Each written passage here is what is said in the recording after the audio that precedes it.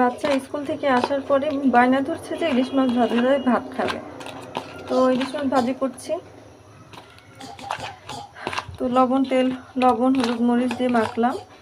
এখন আমি তাওয়ার চুলাতে তেলটাকে একটু ভালোভাবে গরম করে নিচ্ছি, যাতে মাছটা উঠে আসে ভালোভাবে। এই যে সরি, আমার ছেলে স্কুলে পড়ে না, মাদ্রাসাতে পড়ে। চুলাটা একটু কমিয়ে দিতে হবে, তা না হলে তেল উপরে ছিটবে।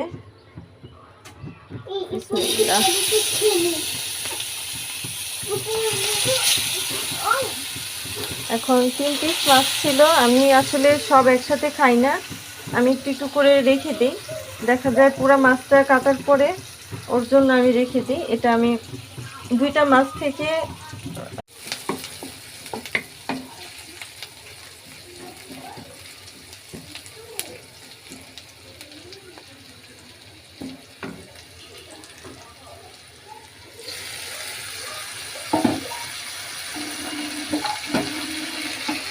আমি পেঁয়াজটাকে নরম রাখবো, তাই আমি আর বেশি ভাজলাম না। আমি এত ভাজা পেঁয়াজ খেতে পারি না, গ্যাস্ট্রিকে সমস্যা হয় অনেক সময়। তো এখানে আমি এরকম করে রাখলে, ভেজা ভেজা পেঁয়াজ রাখলে ইলিশ মাছের সাথে খেতে খুব দারুণ লাগে। তো আমি এইভাবেই পছন্দ করি খাওয়ার জন্য।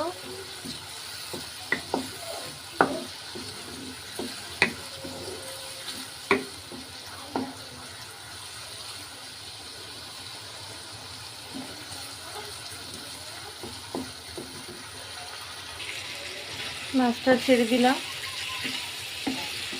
এখন উল্টিয়ে দিচ্ছি।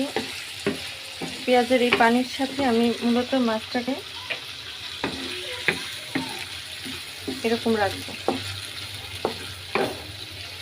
আমি বেশি মাছটাকে পোড়াইনি, ইলিশ মাছ দ্রুত ভাজা হয়ে যায়।